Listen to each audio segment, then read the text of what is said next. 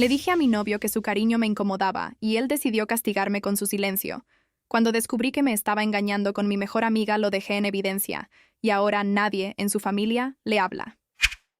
Todo empezó así. Mi novio decidió que la mejor forma de enseñarme una lección, por poner un límite sobre mi propio cuerpo, era dejar de hablarme por completo, convirtiéndome en un fantasma dentro de mi propia casa. Lo que él no sabía era que, mientras él usaba ese silencio para castigarme y hacerme sentir pequeña, yo estaba usando ese mismo tiempo para descubrir que su supuesta indignación moral era solo una fachada para ocultar que se estaba acostando con la persona que yo consideraba mi hermana. Mateo pensó que me volvería loca rogando por su atención, pero lo que consiguió fue que yo planeara su ruina social frente a todas las personas que él más respeta. Me llamo Elena, tengo 28 años y soy diseñadora de interiores senior. Si algo me define es que soy una mujer que se ha hecho a sí misma. No vengo de una familia con dinero. Cada metro cuadrado del departamento donde vivía con Mateo lo pagué yo con mis ahorros y con mi trabajo. Tengo una situación económica estable, soy metódica, organizada y me gusta tener el control de mi vida. Quizá por eso,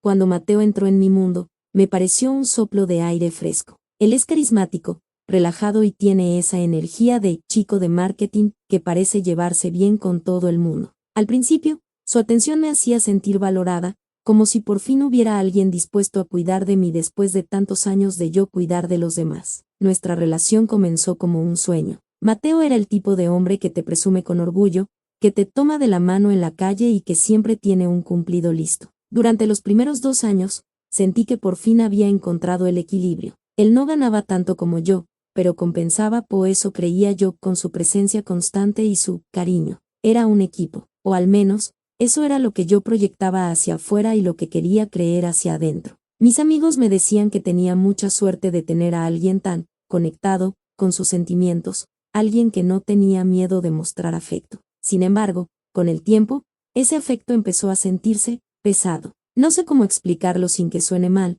pero Mateo empezó a usar el contacto físico como una forma de marcar territorio. Me abrazaba por detrás mientras yo intentaba cocinar, me besaba intensamente cuando estábamos en medio de una conversación seria con amigos, o me apretaba la pierna debajo de la mesa hasta que me dolía. No era un cariño tierno, era una demanda constante de atención. Empecé a sentirme asfixiada. Le decía, Mateo, por favor, ahora no, estoy concentrada, o me agobias un poco cuando hay mucha gente. Él siempre se reía y me decía que yo era una fría, que no sabía apreciar lo que tenía. Las primeras señales de alerta reales llegaron cuando el gaslighting se volvió su herramienta de defensa. Si yo le pedía espacio, él me hacía sentir como si yo fuera un monstruo desalmado. Eres una mujer de hielo, Elena. Cualquier hombre daría lo que fuera por tener a una mujer que lo quiera así, y tú me rechazas como si diera asco. Me soltaba después de que yo le quitara la mano de mi cuello en una reunión familiar. Empecé a dudar de mi propia capacidad de amar. ¿Será que tengo un problema? ¿Será que soy demasiado rígida? La tensión escaló durante una cena de cumpleaños de mi mejor amiga, Sofía. Sofía y yo nos conocemos desde los 5 años. Es la persona en la que más confiaba en el mundo. Ella siempre estaba ahí para escuchar mis quejas sobre Mateo, aunque últimamente sus consejos eran un poco extraños. Me decía cosas como, ay, Elena, tú eres muy difícil. Mateo es un sol, si tú no quieres ese cariño, no lo culpes si algún día se cansa de mendigarlo. En ese momento no lo vi, pero ella estaba preparando el terreno. Esa noche de cumpleaños, Mateo estaba especialmente intenso. No me dejaba ni ir al baño sola sin intentar acompañarme o hacerme un comentario sugerente frente a todos. Yo estaba agotada, había tenido una semana terrible en la obra y solo quería tomar una copa de vino y reír con mis amigos. En un momento, Mateo me rodeó la cintura con tanta fuerza que casi derramó mi bebida. Me susurró al oído algo sobre irnos a casa ya porque tenía hambre de mí. Mateo, basta. Me incomoda que hagas esto frente a la gente. Necesito que me sueltes y que me dejes respirar. Tu cariño me está sofocando hoy, le dije, tratando de mantener la voz baja pero firme. El silencio que siguió en nuestra mesa fue instantáneo. Él me soltó como si mi piel quemara. Su rostro pasó de la lujuria fingida a una indignación gélida. No dijo una palabra. Se levantó, tomó sus llaves y se fue del restaurante sin mirar atrás. Sofía me miró con una mezcla de lástima y algo más que no supe identificar. Te pasaste, Elena. Lo humillaste, me dijo. Cuando llegué a casa, esperaba una pelea de gritos. Estaba lista para defenderme, para explicarle que mi cuerpo no es un juguete de su propiedad. Pero no hubo gritos. Mateo estaba sentado en la cama, mirando su teléfono. Cuando entré, ni siquiera levantó la vista. Intenté hablarle, pedirle disculpas por las formas pero no por el mensaje, pero él se puso los auriculares y se dio la vuelta. Ese fue el día 1 del castigo.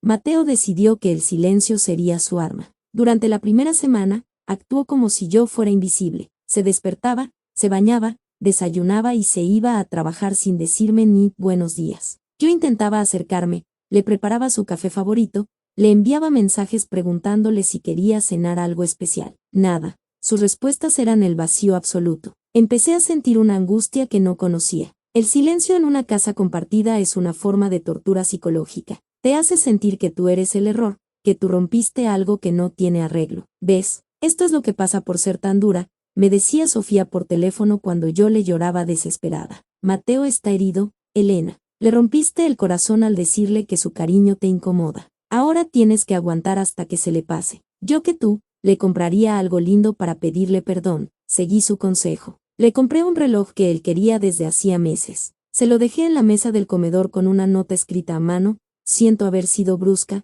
valoro tu amor, solo necesito equilibrio. Él llegó, vio la caja, la abrió, se puso el reloj y se fue a la habitación sin dirigirme la palabra. Ni una mirada, ni un gracias. En la segunda semana, el dolor se convirtió en sospecha. Algo no cuadraba. Mateo siempre había sido un hombre que necesitaba validación constante. ¿Cómo podía aguantar tanto tiempo sin hablar conmigo si no estaba recibiendo esa validación de otra parte? Empecé a notar que se quedaba hasta tarde en la oficina, o eso decía él. Regresaba a las 11 de la noche, se duchaba y se acostaba. Una noche, mientras él dormía, cometí el pecado cardinal de las relaciones, revisé su teléfono. Sé que está mal, pero el silencio me había vuelto paranoica. Lo que encontré no fue solo una infidelidad, fue una traición sistemática que me revolvió el estómago. Había una conversación con un contacto guardado como Logística Juan. Al abrirla, vi fotos de Mateo en nuestra cama, en mi propia cama, con una mujer que no tenía que adivinar quién era. El cabello rubio platinado y el tatuaje de una luna en la muñeca eran inconfundibles. Era Sofía. Los mensajes eran asquerosos. Ya casi se quiebra. Amor, escribía Mateo. El silencio la tiene loca. Se siente tan culpable que hoy me compró el reloj que quería. Es una estúpida. Sofía respondía: pobrecita, cree que soy su paño de lágrimas. Sigue así, que se sienta como basura hasta que ella misma te pida que te vayas y te dé la mitad de los ahorros por la culpa. No lloré. En ese momento, algo dentro de mí se endureció. La tristeza se evaporó y fue reemplazada por una rabia fría y calculadora. Me di cuenta de que el castigo del silencio no era por su dolor, era una estrategia para desgastarme emocionalmente, para que yo cediera en todo, incluso financieramente, mientras ellos planeaban su futuro juntos con mi dinero y mi esfuerzo. Me levanté de la cama con cuidado, volví a dejar el teléfono en su sitio y fui al salón. Me senté en el suelo, en la oscuridad, y empecé a armar el rompecabezas. Recordé todas las veces que Sofía me incitaba a compensar a Mateo. Recordé las veces que él llegaba tarde y ella no me contestaba los mensajes. Todo estaba ahí, frente a mis ojos, y yo había sido demasiado buena o demasiado ingenua para verlo. Pero ellos no sabían con quién se estaban metiendo. Se olvidaron de que yo soy la que diseña estructuras, la que sabe dónde están los puntos de carga y dónde están las grietas. Y yo iba a demoler su farsa de la manera más pública posible. El evento clave llegó 3 días después. Era el aniversario de bodas de los padres de Mateo. Su familia es muy tradicional, de esas que valoran las apariencias por encima de todo. Iba a ser una cena grande en un restaurante elegante. Mateo, por supuesto, seguía sin hablarme, pero me envió un correo electrónico, sí, un correo de trabajo, diciendo: estaré listo a las 8 p.m., espero que te comportes y no hagas una de tus escenas de mujer fría frente a mis padres. Ponte el vestido azul, a mi madre le gusta. Me puse el vestido azul, me arreglé como si fuera a recibir un premio. Durante el camino en el coche, el silencio era ensordecedor, pero esta vez yo no intenté romperlo. Estaba ocupada revisando mi teléfono, asegurándome de que todos los archivos estuvieran listos. Mateo conducía con esa suficiencia de quien cree que tiene el control total. Llegamos al restaurante. Toda su familia estaba allí, sus padres, sus tíos, sus hermanos y, por supuesto, mi querida amiga Sofía, que había sido invitada porque era como de la familia. Cuando nos vio entrar, Sofía me dio un abrazo hipócrita y me susurró: ¿ves? Ya te está sacando a pasear, pórtate bien. La cena transcurrió con una normalidad asfixiante. Mateo fingía frente a su familia que todo estaba bien, me ponía la mano en el hombro y sonreía para las fotos. Yo sentía náuseas. Esperé hasta el momento del brindis. El padre de Mateo se levantó para agradecer a todos por estar allí. Y ahora, dijo el señor, quiero agradecer a mi hijo y a Elena por ser un ejemplo de pareja joven y sólida. Espero que pronto nos den la noticia de que la familia crece. Ese era mi momento. Me levanté, copa en mano, con una sonrisa que debió parecerles angelical. Muchas gracias, suegro, dije, captando la atención de toda la mesa. Mateo me miró con advertencia, apretándome el brazo por debajo del mantel. De hecho, hablando de noticias y de la solidez de nuestra pareja, tengo algo especial preparado para este aniversario. Como saben, soy diseñadora y me encanta lo visual. He preparado un pequeño video de homenaje para la familia. Saqué mi tablet y la conecté al proyector que el restaurante tenía para eventos. Mateo se puso pálido. Elena, ¿qué haces? Siéntate, me siseó al oído. No te preocupes, cariño, le respondí lo suficientemente alto para que todos oyeran. Es solo para que vean cuánto nos queremos. Le di a play, la pantalla se iluminó con lo que al principio parecía un montaje de fotos de nosotros dos. Pero a los 5 segundos, la música romántica se cortó en seco y fue reemplazada por un silencio absoluto, mucho más pesado que el que Mateo me había impuesto en casa. En la pantalla gigante, frente a sus padres, sus tíos y sus socios de negocios,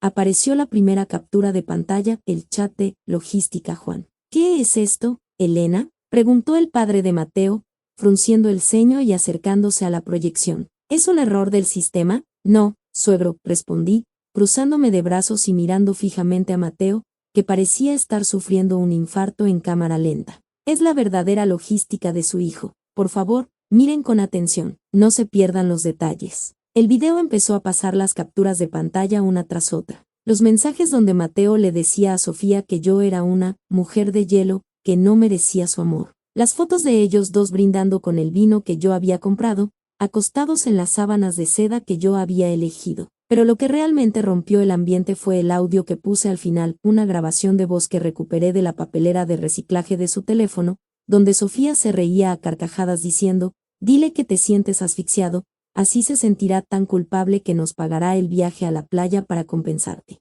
El silencio en la mesa era tan denso que se podía escuchar el zumbido del proyector. La madre de Mateo, una mujer que siempre presumía de la decencia de sus hijos, se tapó la boca con una mano, horrorizada. Sofía, que estaba a 2 sillas de distancia, intentó levantarse para huir, pero yo le puse una mano en el hombro, apretando con una fuerza que ni yo sabía que tenía. No te vayas todavía, hermana, le susurré, aunque todos me oyeron. Todavía no hemos llegado a la parte donde explicas cómo aceptaste los regalos que yo pagaba mientras te acostabas con mi novio. Mateo finalmente reaccionó. Se levantó de la mesa, tirando su copa de vino tinto sobre el mantel blanco. El líquido se expandió como una mancha de sangre. Estás loca, esto es ilegal, gritó, señalando la pantalla con un dedo tembloroso. Me espiaste, eres una psicópata, por eso no te quería tocar. Mírate, eres un monstruo. No, Mateo, le dije, manteniendo una calma que lo volvía loco. El monstruo es el que usa el silencio para torturar a alguien mientras planea cómo robarle.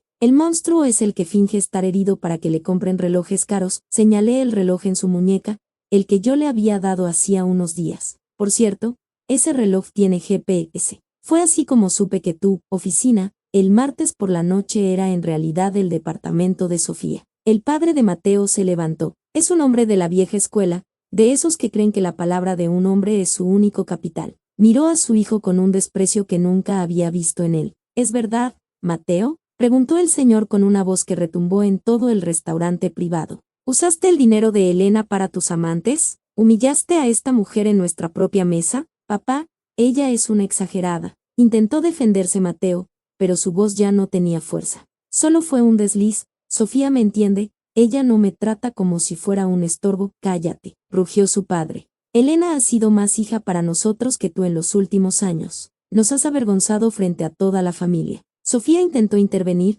tratando de usar su voz de víctima, esa que siempre me aplicaba a mí. Elena, por favor, el amor no se elige. Mateo se sentía solo, tú siempre estás trabajando. Me giré hacia ella y le di una sonrisa que la hizo retroceder. Sofía, Tienes exactamente 10 minutos para desaparecer de mi vista antes de que publique este mismo video en el grupo de WhatsApp de tu trabajo y en el de tu familia. Ya envié las copias. Si quieres conservar algo de dignidad, vete ahora. Sofía agarró su bolso y salió corriendo del restaurante, tropezando con sus propios tacones. Mateo intentó seguirla, pero su padre lo tomó del brazo y lo obligó a quedarse sentado. Tú no vas a ningún lado, dijo el señor. Elena, hija, por favor, discúlpanos. No teníamos idea de la clase de basura que estábamos criando. No tienen que disculparse, suegro, dije, recogiendo mi bolso. Ustedes no son responsables de sus decisiones, pero yo sí soy responsable de mi vida. Mateo, tus maletas están en la recepción de nuestro edificio. Ya cambié la cerradura y el contrato del departamento está solo a mi nombre,